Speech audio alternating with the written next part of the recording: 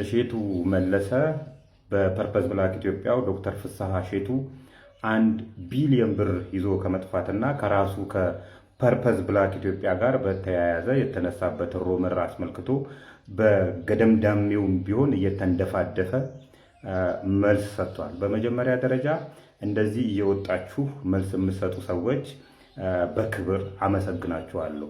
ምክንያቱም የረሳንላችሁ የመሰላችሁ አጭበርብራችሁ ሀብታም የሆናችሁ ሰዎች እንደዚህ እየወጣችሁ መልስ የምትሰጡበት ጊዜ ስለደረሰ የምትወጡና ነገሮችን የምታብራሩ ሰዎች በግሌ አከብራለሁ፣ አመሰግናለሁ። ነገር ግን እሼቱ መለሰ ከመለሳቸው መልሶች መካከል እኔ የሰራሁት ማስታወቂያ የፐርፐዝ ብላክ ኢትዮጵያን የፋርም ሴክተሩን እንጂ የሪል ስቴቱን ሴክተር አይደለም የሚል መልስ ነው የሰጠው። ይሄ በሌላ አባባል ዶክተር ፍስሐ እሼቱ ይዘው ሄደው ብር እኮ የሪል ስቴቱን ብቻ አይደለም እኮ ሼር የገዙ ይሄ የፈረደበት የአዲስ አበባ ህዝብ አለ። ኮንሱመሩ አገራችን ሰፊ መሬት አላት።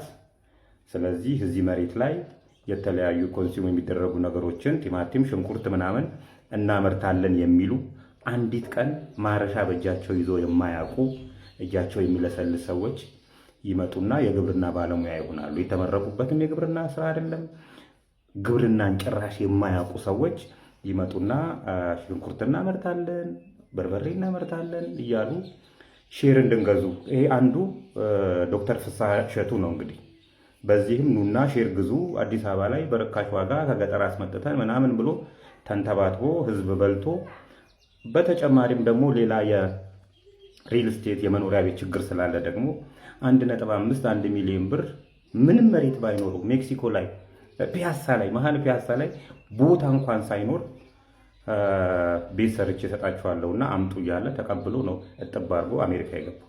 አሜሪካ ከገባ በኋላ የመንግስት ሰዎች ሊያሰሩኝ ስላልቻሉ ኧረ እባክህ ተው እንጂ ዋቴቨር ኤኒዌይ ዶክተር ፍስሐ እሼቱ ይዘው የጠፉት 1 ቢሊዮን ብር የሪል ስቴቱን ብቻ አይደለም ከግብርና ሴክተሩም ላይ ነው ይዘው የጠፉትና እቺንም አስብባት። አመሰግናለሁ። ሰሞኑን ከፐርፐዝ ብላክ ኢትዮጵያ ጋር በተገናኘ አንድ ወንድማችን ሚዲያ ላይ ወጥቶ ያቀረበብን ውንጀላ አለ። የፐርፐዝ ብላክ ኢትዮጵያው ዶክተር ፍስሐ እሼቱ ከ1 ቢሊዮን ብር በላይ ይዞ ከጠፋ ነው ሰነባበተ። እስከ 30 ሚሊዮን ብር ቤት በሚሸጥባት አዲስ አበባ ላይ ከ1 ሚሊዮን ጀምሬ ቤት ገንብቼ እሰጣችኋለሁ ብሎ የማይተገበር የ3ዲ ዲዛይን እያሳየ ብር ለቅሞ እስከ 1 ቢሊዮን ብር ነው ይዞ የጠፋው።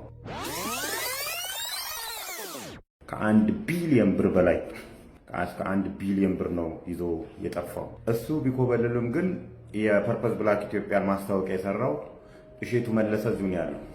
ከፐርፐዝ ብላክ ኢትዮጵያ ጋር የሰራንበት ውል እዚህ ለማስረጃ ቀርቧል ማለት ነው። ሌሎችንም ጉዳዮች እንዳሳለን። በአጠቃላይ ደግሞ ፐርፐዝ ብላክ ኢትዮጵያ ቤት የሸጠላቸው ወይም 1.5 ሚሊዮን ብር ሼር የሸጠላቸው ከ1000 በላይ ግለሰቦች እንዳሉ ተናግሮ ነበር። የነዚህ ግለሰቦች ጉዳይ የት ደረሰ? ፐርፐዝ ብላክ ኢትዮጵያ ከዶንኪቲዩብ ጋር ሰርቷል ወይ?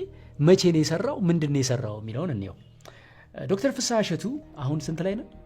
2018 የዛሬ 5 ዓመት ገና ፐርፐዝ ብላክ እንደተመሰረተ በጣም በብዙ ሰው ሲያስደውሉልን ስለነበረ፣ ኢሜል ሲጻፍልን ስለነበረ በቃ ይሄ ነገር ሲሪየስ መሆን አለበት ብለን ቢሮአቸው ድረስ በአካል እንደ ማኔጅመንት ቲም በወቅቱ ያለን ሰዎች አብረን ሄድን። ዶክተር ፍስሐ እሼቱ በወቅቱ ስለ ፐርፐዝ ብላክ ኢትዮጵያ ዓላማ የነገሩን ነገር ኢትዮጵያ ሀብቷ የሰው ኃይልና መሬት ነው።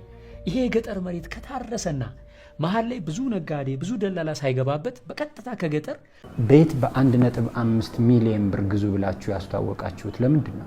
በ1.5 ሚሊዮን ብር ቤት እንሰራለን ብለን ተናግረናል። በ1.5 ሚሊዮን ብር ቤት ይግዙ ብላችሁ ተናግራችኋል። አዎ፣ ግን ያ ማለት በ1.5 ሚሊዮን ብር ቤቱን ሰርተዋል ማለት ነው። በስንትም ስሩት በ1.5 ሚሊዮን ብር ቤት ይግዙ ካላችሁን ግን 1.5 ሚሊዮን ብር ሰጥ ቤት ትሰጡኛላችሁ። እንሰጣለን። ስለዚህ አሁንም ቢሆን ውል ፈርመናል፣ ኮንትራት አስገብተናል። 1.5 ሚሊዮን ብር ኢንቨስት ያደረጉ ሰዎች ነገ ይሄ ታወር ሲጠናቀቅ ተጨማሪ ምንም አይነት ክፍያ ሳይከፍሉ የቤት ባለቤት ይሆናሉ። ባለ 3 መኝታ ቤት 30 ሚሊዮን ብር በሚሸጥበት አገር በ1.5 ሚሊዮን ብር እናንተ የምትሰጡት ምን አግኝታችሁ ነው? እንግዲህ አሁን እዚህ ላይ ነው ጌሙን አመጣው ማለት ነው። ሰዎች አስማት የሚሉት ነገር ነው። እናንተ መንግስት ቤት ለቤት ፈላጊዎች በሚሰጠው ዋጋ ማቅረብ እንችላለን እያላችሁ ነው። ይሄን ለማድረግ መንግስት መሬት ስላለው ነው ብያቸዋለሁኝ። እናንተ ልክ እንደ መንግስት በቀጥታና በነፃ እንደሚያዝበት አይነት መሬት አላችሁ?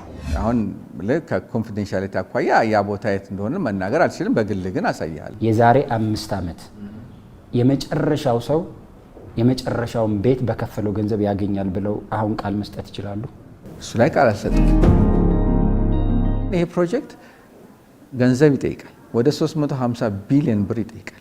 እቅድ ሳይሆን ምኞት ነው የሚል ጥያቄ ለሚያነሳ ባለ አክሲዮን ምንድን ነው የእርስዎ ምላሽ? ነገ ስብሰባ ጠርተው እኛም ማባረር ይችላሉ። የራሳቸውን እቅድ አስቀምጠው መቀጠል ይችላል። ፐርፐስ ብላክ መቼ ነው ዲቪደንድ ለባለ አክሲዮኖቹ ማከፋፈል የሚጀምረው?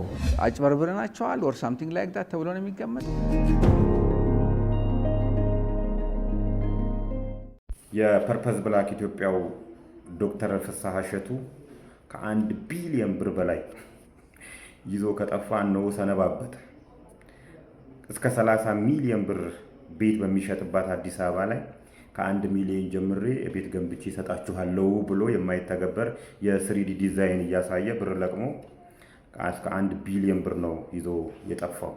ይሄን ይዞ ከጠፋ በኋላ አዲስ አበባ አሜሪካ ላይ ጋዜጠኞችን ሰብስቦ የመንግስት ባለስልጣናት ጉቦ ስጠኝ ብለው እያስቸገሩኝ ስለሆነ ኮብል ያለው ብሏል። እሱ ቢኮበልልም ግን የፐርፐስ ብላክ ኢትዮጵያን ማስታወቂያ የሰራው እሸቱ መለሰ እዚሁ ነው ያለው። ፊንቴክ ከፐርፐስ ብላክ ኢትዮጵያ የተለየ ነገር ያደረገው ነገር የለም። ይሄን በተጋነነና በማይተገበር ሐሳብ ይዞ መጣ። ከሰዎች ላይ ገንዘብ ሰበሰበ፣ ይዞባቸው ጠፋ። ይሄኛውም ሰረቀ። ልዩነቱ ምንም እንትን የለውምና ዶክተር ፍስሐ እሸቱ ከሀገር ቢወጣም እሸቱ መለሰ ሀገር ውስጥ ነው ያለውና ሰብሰብ ብለን ይሄን ሰውዬ እንጠይቀው። ኮሜዲያን የሚለው እንኳን ትንሽ ያናደኛል ሳቁ ጭምርና እሸቱ መለሰ በተጨማሪ ኤአይ ስልጠና ሰጣለሁ ብሎ ብር ሲለቀው ነበር። አርቲፊሻል ኢንተለጀንስ ኢንስቲትዩት ለማንም አካል ኤአይ ስልጠና እንዲሰጥ እውቅና የሰጠውት የለምና ተጠንቀቁ የሚል መልእክት አስተላልፏል። በዚህ አጋጣሚ በሁለቱም ጉዳይ ላይ የተበላችሁ ሰዎች ተሰብስበን ይሄ ነገር ወደ ህግ ቢሄድ ምን ይመስላችኋል? ኤኒዌይ እኛ ስራችንን ሰርተን ጥንቅቅ አድርገን ሰርተን አሁን ድግስ ላይ ነን፣ ልደት ላይ ነን። አትረብሹ። እናንተ መጮህ ትችላላችሁ፣ እድላችሁ ነው። የእናንተ ተራ ነው። አሁን እሪ ማለት የምትችሉበት ነው።